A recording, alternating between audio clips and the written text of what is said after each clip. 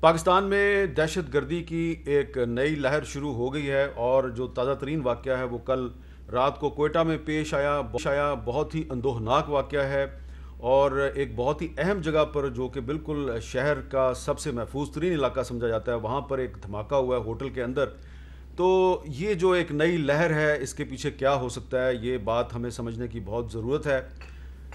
مسلم league نون کے صدر شہباز شریف صاحب کی آخر کار آج درخواست دور ہو گئی ہے، اور اب ہر طرف یہی سوال زیر بحث ہے کہ نیب ان کو بار بار گرفتار کرتی ہے لیکن عدالت میں کچھ چیز ثابت نہیں کر پاتی۔ کیا نیب نے شہباز شریف کو پہلے سے زیادہ مظلوم بنا دیا ہے؟ کیا شہباز شریف صاحب اب رہائی کے بعد جب باہر آئیں گے تو کیا پی ڈی ایم کو دوبارہ اکٹھا کرنے کی کوشش کریں گے؟ کیا پیپلز پارٹی اور اے این پی سے کوئی رابطے کریں گے؟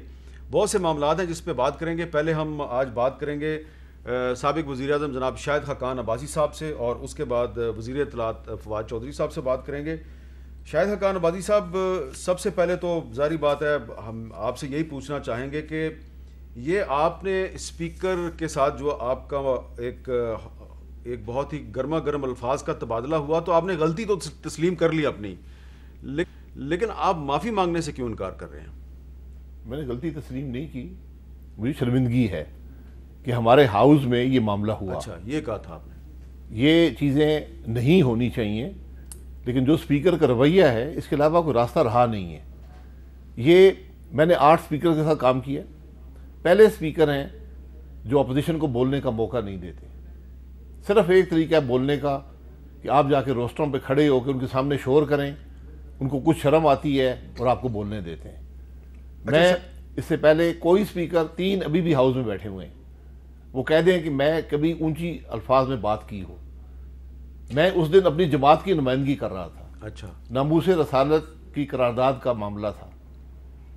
میں کھڑا ہوا، میرے لیڈر آف اپوزیشن بھی جیل میں، پارلیمنٹری پارٹی لیڈر بھی جیل میں۔ ہم نے ان کے پروڈکشن آرڈر نہیں مانگے، نہ ہی توفیق ہوئی اسپیکر صاحب کو ایشو کرنے کی۔ میں نمائندگی کر رہا ہوں اپنے ممبران کی، 83 ممبروں کی، بولنے کا موقع نہیں دے۔ اچھا، لیکن آپ نے تو شاہد صاحب کافی مہینے پہلے ہمارے پروگرام میں جوتے کی بات کر دی تھی، ذرا سنیں آپ نے کیا کہا تھا۔ جی، اسمبلی مقصد کیا ہے؟ بولنا۔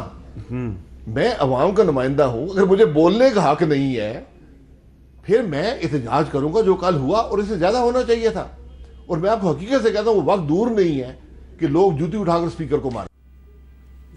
یہ تو آپ نے پچھلے سال بات کر دی تھی۔ جی، کچھ پیشن گوئی کا مجھے بھی کریڈٹ دے دے۔ نہیں، مجھے ڈر ہے کہ یہ ہوگا، میں آپ کو حقیقت بتا رہا ہوں، یہ ہوگا۔ اسپیکر اپنی عزت خود کراتا ہے، اعتماد حاصل کرتا ہے ہاؤس کا۔ اچھا، جو بات آپ نے کی تھی اتنے مہینے پہلے، پھر آپ نے وہ پرسوں دوبارہ کی۔ کل ہمارے شو میں رانا ثناءاللہ صاحب نے کیا کہہ دیا، ذرا وہ بھی سنیں۔ پارلیمنٹ میں جو ہے، آپ تو کہتے ہیں نا کہ وہ ایک جوتا مارنے کی بات کی، وہاں پہ جوتے چلنے ہیں، وہاں پہ چلنے یہ میں آپ کو بتا دوں، اللہ نہ کرے وہاں۔ ہاں، آپ کا نہیں، آپ کا کیا خیال ہے کہ جو یہ ظلم اور زیادتی ہمارے ساتھ کر رہے ہیں، تو کیا یہ کل کو پھر ہم صرف سیاسی احتجاج تک محدود رہیں گے؟ شاہد خاقان عباسی صاحب، جوتے چلنے کی یہ پیشین گوئی ہے یا دھمکی ہے؟ کوئی دھمکی نہیں ہے۔ یہ صرف کہنے کا مقصد یہ ہے کہ اگر آپ اپوزیشن کو بات بھی نہیں کرنے دیں گے، ہم یہ نہیں کہہ رہے کہ رانا ثناءاللہ پہ آپ نے 15 کلو ہیروئن ڈالی، اسپیکر جو کنسٹیٹیوشن ہاؤس ہے منہ سے نہیں بول سکا کہ کیا ظلم کیا آپ نے میرے ممبر کے ساتھ۔ وہ یہ نہیں کہہ سکا کہ پروڈکشن آرڈر جاری کرے۔ کیا اس کا یہ کام نہیں تھا؟ اس کو بھی چھوڑے، ہم بات کرنا چاہتے ہیں۔ میں ناموس رسالت کی قرارداد پہ بات کرنا چاہتا ہوں، اسپیکر مجھے روک کے دکھائے۔ میں اس کو چیلنج کرتا ہوں۔ یہ آپ کیسی بات کر رہے میں ہیں؟ اس کو چیلنج کرتا ہوں، روک کے مجھ سے بات کرنے سے روکے، وہی ہوگا جو ہوا ہے۔ آپ جوتا ماریں گے؟ جوتے سے بھی بات آگے جائے گی۔ جوتے سے آگے کیا بات جا سکتی ہے؟ وہ آپ کو نظر آئے گا۔ میں آپ کو حقیقت سے کہہ رہا ہوں، میں آپ کو حقیقت سے کہہ شاہد رہا صاحب، ہوں۔ آپ اس ملک کے چیف ایگزیکٹو رہے ہیں۔ میں ملزم بھی ہوں، 2 کیسز میں ملزم بھی ہوں، عدالتوں میں پیش ہوتا ہوں، آج بھی ہو کے آیا ہوں، ملزم بھی ہوں۔ ملزم بھی میرے نام کے سامنے لگتا ہے۔ بلکہ وہ مجھے سعید میری صاحب کی بات یاد آتی ہے، جو مشرف کے زمانے میں کیس بنا تو ہر ایک ایکیوز کہتا تھا، تو انہوں نے کہا کہ مجھے لگتا ہے میرا نام ہی والد صاحب نے ایکیوز سعید میری ایسا لگ رہا ہے کہ آپ چاہ رہے ہیں کہ اب شہباز شریف صاحب کل رہا ہو جائیں گے تو اب ان کی جگہ پہ آپ اندر چلے جائیں، ایسا لگ رہا ہے؟ نہیں وہ تو جانا ہی جانا ہے. مجھے آج نوٹس آ گیا ہے آگے نیب نوٹس سے. جی اچھا نیب نے نوٹس دے دیا. جی بالکل نوٹس آ گیا, منڈے کو پیش ہو جاؤں گے. اچھا منڈے کو پیش. اب یہ بتائیں کہ آپ اگر معافی نہیں مانگتے تو اسپیکر آپ کے خلاف کیا کارروائی کر سکتے ہیں؟ جو کارروائی وہ کرے. میں اسپیکر سے کبھی معافی نہیں مانگ سکتا. میں نے پہلے کہا میں ایک ذات سے معافی مانگتا ہوں. اسپیکر صاحب اپنے رویے کی معذرت کریں ہاؤس سے, اس کے بعد آگے بات ہوگی.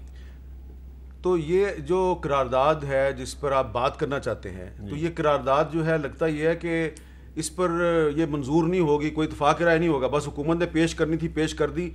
آپ اس پہ بات کرنا چاہتے ہیں, آپ بھلے کر لیں, لیکن کوئی لگ نہیں رہا کہ آپ اس کو منظور بھی کروانا چاہتے ہیں. کیوں نہیں منظور کروانا چاہتے؟ یہ تو قرارداد تو ناکافی ہے. ہم تو یہ بات کہہ رہے ہیں. میں نے تو یہ بات کہی, میں کہا ہمیں 1 گھنٹہ دیں, قرارداد ایسی آئے جو متفقہ ہو. ناموس رسالت کا مسئلہ ہے, جانیں ضائع ہوئی ہیں ملک کے اندر, لوگ اس کے دلوں کے قریب ہے. آپ بات تو کرنے دیں. کوئی ڈرافٹ تیار کیا آپ نے قرارداد کا؟ جی ہم اس پہ کام کر رہے ہیں. ہم کام کر رہے ہیں, اور ہم نے کل حکومت سے کلیریفیکیشن بھی مانگی ہے, کچھ انفارمیشن بھی مانگی ہے, تاکہ یہ ایک جامع قرارداد ہو جو اس معاملے کی تہہ تک پہنچے اور عوام کے جذبات کی نمائندگی کر سکے. ایسا تو نہیں لگ رہا کہ یعنی کہ بہت سے لوگوں کو لگ رہا ہے کہ شاید آپ جان بوجھ کے کشیدگی بڑھا رہے ہیں تاکہ بجٹ سیشن آ رہا ہے تو حکومت کے لیے بڑی پرابلم ہو جائے؟ جی میں ناموس رسالت میں ہم سیاست نہیں کرتے. اچھا, جنہوں نے کرنی ہے انہوں نے کل بتا دیا ہے کہ ان کی سیاست کیا ہے. وزراء نے کہا کہ ہمارا کام, ہمارا معاہدہ صرف یہ قرارداد یہاں رکھنا تھا, اور اس قرارداد کو بھی حکومت کو رکھنے کی توفیق نہیں ہوئی, پرائیویٹ ممبر بل سے پیش ہوا. نہیں لیکن کل پرسوں شیخ رشید صاحب نے اناؤنس تو کیا تھا نا. اناؤنس اور بات ہے. یہ وزراء نے کہا کہ ہم نے معاہدہ کیا تھا کہ ہم قرارداد رکھیں گے, اس سے 1 دن پہلے ہمارے ملک وزیر اعظم اپنی پالیسی سٹیٹمنٹ دے چکے ہیں. نہیں آپ یہ بھی تو دیکھیں نا شاہ صاحب کہ جن کے ساتھ انہوں نے معاہدہ کیا تحریک لبیک والوں کے ساتھ, وہ تو یہ مطالبہ کر رہے تھے کہ قومی اسمبلی سے قرارداد پیش کرو اور فرانس کے سفیر کو نکالو. انہوں نے تو قرارداد پیش کرنے پہ اپنا دھرنا ختم کر دیا. اگر انہوں نے دھرنا ختم کر دیا تو آپ اتنا آگے کیوں جا رہے ہیں؟ ہم آگے نہیں جا رہے. ہاں ہم یہ معاملہ جس پر قیمتی جانیں ضائع ہوئی ہیں, جو ہر پاکستانی کے دل کے قریب ہے, کم از کم پارلیمان کا ایک متفقہ موقف تو آ جائے نا. اگر ہم اتنے گر گئے ہیں, اتنے کمزور ہو گئے ہیں کہ ہم اور کچھ نہیں کر سکتے. یہ بڑی اہم بات کی ہے. کیا پارلیمان کا متفقہ موقف آ جائے گا؟ ہماری کوشش تو ہے. لیکن اس ماحول میں کیسے ہوگا جس میں جوتے چلانے کی بات ہو رہی ہے؟ جوتے اسپیکر سے بات کرنے کی بات ہے نا. اسپیکر بات کرنے سے جوتے کی ضرورت ہی نہیں ہے, اونچی آواز کی ضرورت نہیں ہے. اسپیکر کا احترام ہوگا. اسپیکر صاحب جب ہاؤس میں داخل ہوتے ہیں ذرا اسمبلی کی طرف دیکھا کریں. کوئی آدمی اپوزیشن بینچز سے کھڑا نہیں ہوتا. اسپیکر اسمبلی میں داخل ہوتا تھا, ہر آدمی کھڑا ہو جاتا تھا, اس کے بیٹھنے تک کھڑا رہتا تھا.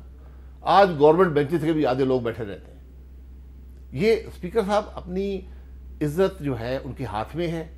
اگر نوکری یہ نہیں کر سکتے چھوڑ دیں. میرا ان کو پہلے بھی مشورہ ہے, آج بھی ہے. اگر ان پہ دباؤ ہے, کیونکہ وہ ہمیشہ ہر بات پہ کہتے ہیں مجھے دباؤ ہے اوپر سے, تو میں نے کہا یہ آسمانی دباؤ تو آپ پہ ہے نہیں, کسی اور کا ہے تو نوکری چھوڑ دیں. کیا اسپیکر آپ کی انٹری جو ہے ہاؤس میں مخصوص مدت کے لیے اس پر پابندی نہیں لگا سکتے؟ لگا سکتے. تو مجھے کوئی اس سے ڈر خوف نہیں ہے. میں تو ایک حق کی بات کر رہا ہوں. اگر مجھے بولنے کا موقع نہیں دو گے, عوام کی نمائندگی نہیں کرنے دو گے, پاکستان کے مسائل پر بات نہیں کرنے دو گے, تو میں ہاؤس میں آنے کا مقصد کیا ہے میرا؟